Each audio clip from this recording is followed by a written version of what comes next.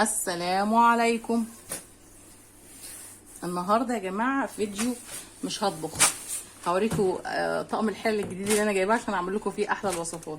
ايه يا شيف نونو انت هتفرجينا على طقم الحلل؟ لا والله يا جماعه، انا والله مش قصدي ان انا اتباهى ابدا، بس انا عايزه عشان البنات الصغيرين اوريهم شويه معلومات كده واعرفهم شويه معلومات يتعاملوا مع الاطقم التeflon او السيليكون او التيفال ازاي. فانا حبيت اعرفكم ان في غلطه غلطتها لما جبت الطقم ده. النوبه اللي فاتت كنت مستعجله واستعملت معلقه الومنيوم زي كده، فحصل ايه؟ خدوش طهي هتبان هنا في الكاميرا اهي، خدوش اهي. كنت جايه مستعجله، بس انا عايزه اعرفكم على حاجه. الاطقم دي ما بتستعملش غير معاها غير المعالق اللي هي السيليكون او السباتيول السيليكون، علشان خاطر ايه؟ منعا شايفين كده سيليكون زي دي كده اهو، تمام، منعا للايه؟ لان يحصل الغلطه اللي انا غلطتها دي اللي هي الخدوش دي، بس انا عارفاها والله من الاول، علشان خاطر بس انا كنت جايه مستعجله في مشوار وجيت عملت فيديو ايه واشتغلت بالحله دي حاجه. تاني حاجه، البنات اللي هم لسه الفيديو ده بالنسبه للبنات الجداد. هتقولي يا شيف نونو ما احنا عارفين الكلام ده كله، بس انا بعملها عشان البنات الجداد وبرده حبه معلومات اوصلها لهم. اول ما تستعمليه او يكون جديد تعملي ميه سخنه وتروحي غاليه فيه، وبعد كده تستعملي عشان الماده دي ما تبهتش على الاكل، ولا تستعملي معلقه الومنيوم زي دي، تمام؟ غلط، بيحصل خربشه لطقم الحلل والحاجه بقت غاليه. دي حاجه. بالنسبه كمان للمنتجات المصريه يا جماعه، المنتجات المصريه كويسه جدا جدا جدا جدا جدا وما فيهاش اي حاجه. المنتج ده والله مصري اهو، مصري وجميل، وانا اشتغلت بالحله دي شويه حلوين كده، بس انا نسيت اعمل لكم فيديو، قلت كنت ناوي اعمل لكم فيديو من بدري، بس ايه حبيت اهو جه الوقت. دي حاجه. الحاجه الثالثه بالنسبه للبنات اللي بتجهز نفسها، الاطقم الحلل بقت غاليه قوي قوي قوي قوي قوي قوي، يعني موضوعا بقت غاليه جدا جدا. ده طقم نسيت اوريكم الطاسه، وفي بقى الحلل اللي جوه الكبيره جوه بقى، مش وقت هو كلها زي دي بس اكبر فاكبر فاكبر. نرجع لموضوعنا. اللهم صل على النبي، اللهم صل على النبي. ان البنات اللي بتجهز نفسها وتقعد تقول لا انا هشتري مستورد، انا هشتري مش عارفه ايه ماله المنتج المصري؟ ما حلو زي الفل اهو، جميل وبيستحمل، بس هو احنا بس نتعامل معاه بالراحه. دي حاجه. وبالنسبه للبنات اللي بتجهز نفسها وتقعد تقول انا هشتري 5 اطقم حلل اسعار الحلل بقت باهظه جدا. احنا شيفات والله العظيم، هو طقم حلل بنستعمله اولا عن اخر، بس انا خاطر انا استعملت الطقم ده لان الطقم اللي عندي خلاص اتهلك وباظ بقالي من ساعه ما اتجوزت وانا مستعملاه. فاحنا كشيفات بنستعمل طقم واحد بس. ليه 5 حلل و10 حلل وتقعد تقول انا لسه ما جهزتش نفسي ولسه ما كملتش حاجتي وي. طب يا حبيبتي، طب ما ربنا قال عليها، ربنا قال يعني نتعامل مع الحاجه بالعقل.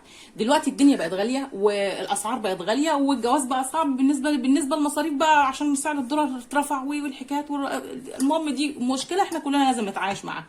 فادي منتج مصري اهو والله جميل وزي الفل، ما فيهوش حاجه وسعره مش غالي، تمام؟ دي حاجه. تاني حاجه، بالنسبه قلنا تتعاملي مع الحلل دي ازاي. قلت لك ما تستعمليش حاجه الومنيوم فيها عشان ما تتجرحش. تالت حاجه، اول ما تجيبيها او رابع حاجه، اول ما تجيبيها ميه سخنه كده مغليه وتروحي ايه رميها.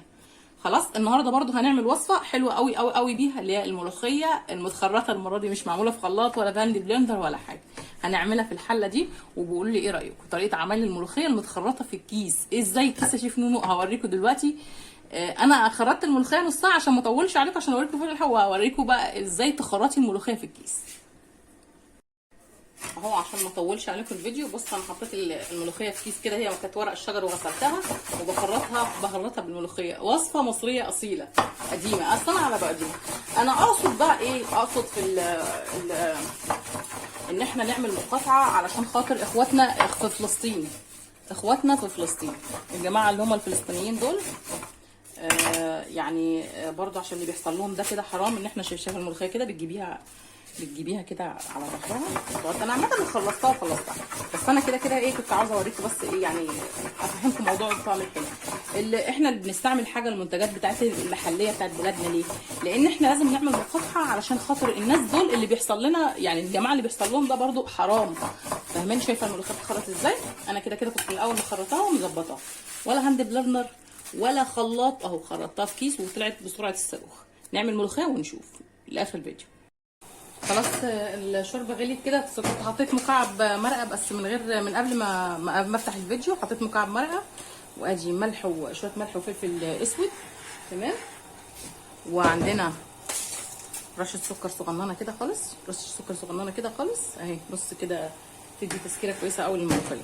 وادي الملوخيه اللي احنا عاملينها في الكيس بسرعه الصاروخ، بتتخرط في ثواني والله العظيم. احلى من الهاند بلندر والخلاط والجو ده. فعلا التخريط له برضو طعم. يعني الملوخيه المصريه يعني وصفه مصريه تقليديه اصيله والله. اهو تمام. اسيبها بقى تغلي، افضل انزل اللي في الكيس اهو، ولا هدرت في الكيس ولا اي حاجه والله.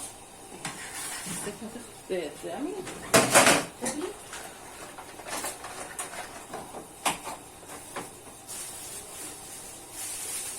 وقبل ما تغلي احط لها رشه كربونات عشان ما تصنعش. الملوخيه تغلي بقى مع نفسها كده اهو. برضه استعملت البتاع، برضه استعملت المعلقه. انا قلت ما استعملش المعلقه وبرضه بستعمل اهي من على الوش اهي، ما بيجي جنبها خالص، ما بنزلش المعلقه لتحت.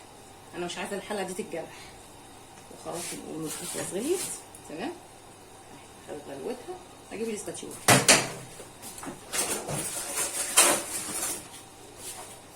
انزل الاسباتيولا احسن. بس هرفع بقى الحله من على النار. تمام تمام تمام. نزل بقى السمنه كده معايا.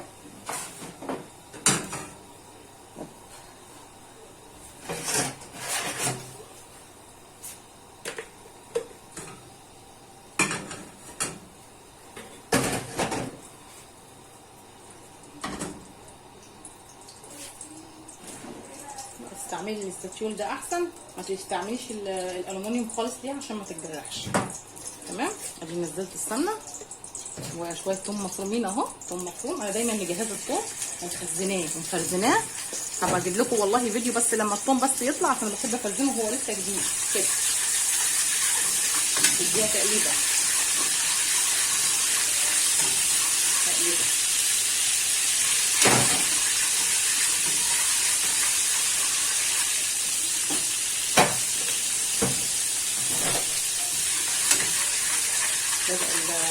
بدأ يكون معايا عشان خاطر اخواتنا برضه الفلسطينيين يا جماعه. والله احنا بنعمل مقاطعه لاي حاجه منتجات اجنبيه. بس خلاص كده الثوم بدأ يلون معايا. بنزل معلقه كزبره زي ما انتم شايفين كده، معلقه كزبره اهي جميله اهي. اغير ايه بس الطشه تقليبه.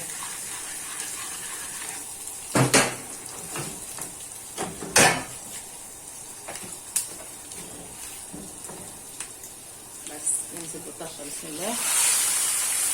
احلى طشه دي ولا ايه؟ السلام عليكم.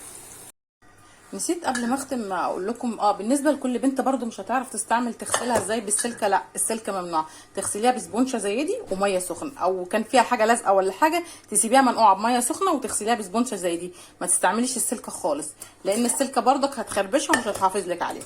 المنتجات المحليه جميله يا جماعه، وعايزين نعمل مقاطعه لاي حاجه خارجيه مستورده، علشان احنا اخواتنا اللي في فلسطين مش اللي بيحصل لهم ده، مش يعني حاجه مش كويسه يعني.